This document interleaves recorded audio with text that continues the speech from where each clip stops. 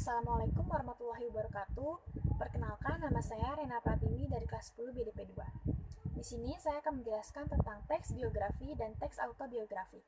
Yang pertama, saya akan menjelaskan tentang teks biografi. Pengertian teks biografi. Teks biografi adalah teks yang menceritakan tentang riwayat hidup seseorang yang ditulis oleh orang lain. Ciri-ciri teks biografi.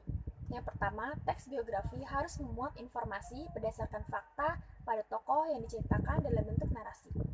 Yang kedua, memuat sebuah fakta pengalaman hidup suatu tokoh dalam memecahkan masalah-masalah sampai pada akhirnya sukses, sehingga patut menjadi teladan. Yang ketiga, teks biografi memiliki struktur yang jelas. Struktur teks biografi. A. Orientasi.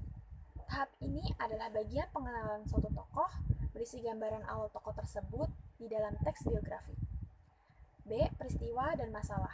Tahap ini adalah bagian kejadian atau peristiwa yang dialami oleh tokoh, berisi penjelasan suatu cerita, baik itu berupa pemecahan masalah, proses berkarir, peristiwa menyenangkan, menegangkan, menyedihkan, hingga mengesankan yang dialami langsung oleh tokoh hingga mengantarkannya meraih mimpi, cita-cita, dan kesuksesan. C. Reorientasi. Tahap ini adalah bagian penutup, berisi mengenai pandangan penulis kepada tokoh yang dikisahkan. Reorientasi ini bersifat opsional semata, jadi boleh ada ataupun tidak ada. Jenis teks biografi. A. Berdasarkan sisi penulis. Autobiografi, suatu riwayat hidup yang ditulis sendiri oleh tokoh tersebut. Yang kedua, biografi, suatu bentuk teks yang berisi mengenai kisah atau cerita suatu tokoh dalam memengaruhi kehidupannya, entah itu berupa kelebihan, masalah, atau kekurangan yang ditulis oleh orang lain. B. Biografi berdasarkan izin penulis dibagi menjadi dua. Yang pertama, authorious biografi, sebuah biografi yang penulisannya mendapatkan izin atau sepengetahuan tokoh yang akan ditulis cerita hidupnya. Yang kedua, unauthorious biografi, yang penulisannya tanpa seizin atau sepengetahuan tokoh yang ditulis kisah hidupnya. Biasanya penulisan autobiografi ini terjadi karena tokoh tersebut telah wafat. Saya akan menjelaskan tentang biografi Mio Mina. Mio Mina lahir di San Antonio, Texas pada 24 Maret 1997. Lebih dikenal sebagai Mina adalah seorang penyanyi asal Jepang yang berkarir di Korea Selatan. Mina merupakan anak kedua dari dua bersaudara. Ayah Mina, Akira Meong, adalah seorang ahli bedah top di Rumah Sakit Universitas Osaka yang merupakan salah satu universitas dengan fasilitas terbaik di negara Jepang. Sedangkan ibu Mina bernama Sachiko Meong adalah seorang pengacara di Jepang. Mina merupakan anggota dari Twice, grup idola wanita yang dibentuk oleh JYP Entertainment. Mina adalah salah satu dari 3 anggota Twice yang berasal dari Jepang. Mina tumbuh dewasa di Jepang. Ia pindah ke Jepang saat masih bayi. Mina berlatih balet sejak usia dini. Ia mempelajari balet selama kurang lebih 10 tahun. Lalu ia bergabung dengan sekolah tari Urizip untuk pelatihan tari yang lebih modern. Sebelum memulai debutnya dengan Twice, Mina bersekolah di Obayashi Sacred Heart School, sekolah swasta prestisius khusus perempuan di Jepang. Saat Mina sedang berbelanja bersama ibunya di Osaka, sebelum didekati dan ditawarkan untuk mengikuti audisi oleh seseorang mencari bakat JYP, ia kemudian ke Korea Selatan pada tahun 2014 untuk menjadi seorang idola K-pop dengan menjadi trainee di bawah JYP Entertainment. Pada tahun 2015, Mina ikut serta dalam 16, yaitu sebuah acara realitas televisi Korea Selatan yang digelar oleh JYP Entertainment dan diproduksi bersama dengan Mina. Mina terpilih sebagai salah satu dari 9 peserta yang menang. Dia terpilih untuk bergabung dengan grup idola baru yang bernama Twice. Pada bulan Oktober 2015, Mina melakukan debut secara resmi sebagai anggota Twice melalui perilisan album mini mereka, The Story Begins. Lagu utama yang berjudul Like Oh Ah merupakan lagu debut K-pop yang pertama meraih angka 100 juta tayangan di YouTube. Kesimpulannya, Meumina merupakan sosok yang sangat baik, tenang, ramah, pintar. Ia bahkan bisa menguasai 3 bahasa, yaitu bahasa Inggris, Korea, dan Jepang. Sikapnya yang baik dan ramah kepada siapapun dapat kita jadikan sebagai suri teladan. Selanjutnya, saya akan menjelaskan tentang teks autobiografi. Pengertian teks autobiografi. Teks autobiografi adalah teks yang menceritakan tentang riwayat hidup seseorang yang ditulis oleh dirinya sendiri. Ciri-ciri teks biografi. Yang pertama, autobiografi yaitu suatu perjalanan hidup seseorang yang ditulis oleh tokoh itu sendiri atau dengan bantuan penulis lain yang ditulis menurut pengalaman atau ingatan tokoh sendiri.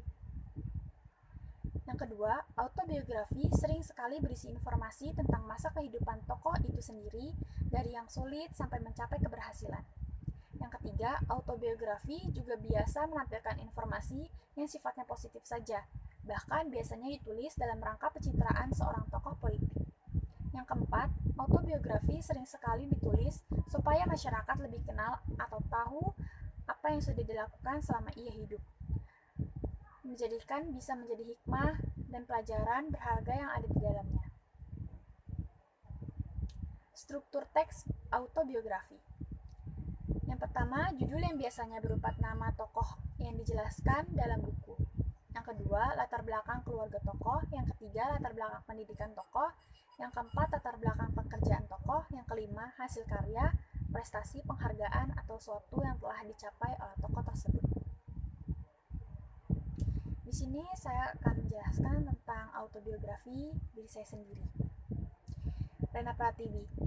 Nama saya Rena Pratiwi.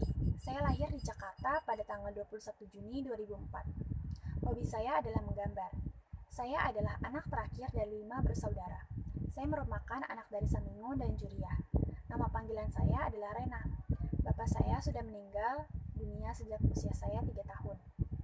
Sedangkan ibu saya berdagang pecel. Ketika saya berumur 5 tahun, saya masuk ke taman kanak-kanak yang bernama TPQ Janatul Ma'wah. Di sana saya menghabiskan masa kecil dengan penuh kesenangan. 2 tahun kemudian, saya memasuki bangku sekolah dasar di SD Negeri Rawabuaya 08 pagi. Sama seperti di TK dulu, saya memiliki kesenangan karena memiliki banyak teman. Dari kelas 1 sampai kelas 6, saya selalu mendapatkan peringkat 3 dan 4. Lalu semenjak saya naik ke kelas 6, saya menjadi lebih rajin belajar karena saya memiliki tujuan, yaitu masuk SMP negeri. Semenjak saya belajar dengan rajin dan sungguh-sungguh, alhamdulillah, saat pengumuman nilai hasil ujian sekolah saya mendapatkan NEM sebesar 26,65. Lalu saya mendapatkan piagam dan piala dari sekolah karena telah mengharumkan nama sekolah. Saya merasa sangat senang dan tidak menyangka bahwa saya bisa mendapatkan NEM sebesar itu. Saat SD, saya dan Regu Pramuka mengikuti lomba untuk mewakili Cengkareng Barat untuk lomba di Gor Cendrawasih. Dan akhirnya regu kami berhasil mendapatkan juara 2. Pada tahun 2017, saya melanjutkan pendidikan di SMP Negeri 45 di Jakarta. Di kelas 7, saya mempunyai 3 teman dekat yang bernama Septi, Ninda, dan Mairi. Mereka adalah orang yang baik, pintar, dan menyenangkan. Di kelas 8, saya dan ketiga teman saya yang lainnya ternyata berbeda kelas. Di kelas 8 inilah saya bertemu dengan 3 teman baru yang bernama Kinaya, Kisha, dan Lia. Mereka adalah teman yang sangat baik dan menyenangkan. Saya sangat merasa senang mendapatkan teman baru seperti mereka. Sama seperti sebelumnya, saya dan teman-teman saya di kelas 8 semua berbeda kelas. Di kelas 9, saya bertemu kembali dengan teman sekelas saya sewaktu di kelas 7, yaitu Septi dan Ninda. Dan di kelas ini juga saya mendapatkan teman baru yang bernama Clara. Saat saya bersekolah di SMP Negeri 45 Jakarta, saya mengikuti ekskul Paskibra. Di ekskul ini, saya diajarkan untuk bersikap tegas dan disiplin. Terkadang, saya juga dipilih untuk menjadi pasukan pengibar bendera saat hari-hari penting.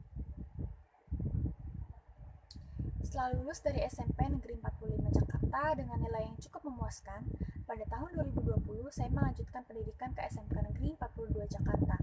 Sekarang saya duduk di bangku kelas 10, jurusan bisnis daring dan pemasaran. Seharusnya saat ini saya dan teman-teman masuk ke sekolah untuk belajar bersama-sama. Akan tetapi keadaan sekarang ini tidak memungkinkan untuk kita semua masuk ke sekolah karena adanya virus corona. Sebenarnya sedih rasanya tidak bisa bertemu dengan teman-teman dan guru secara langsung. Tetapi saat ini kita masih bisa belajar secara daring di rumah. Setelah lulus dari SMK, saya mempunyai keinginan untuk melanjutkan pendidikan ke Universitas Indonesia, agar saya bisa membahagiakan keluarga, terutama kedua orang tua saya.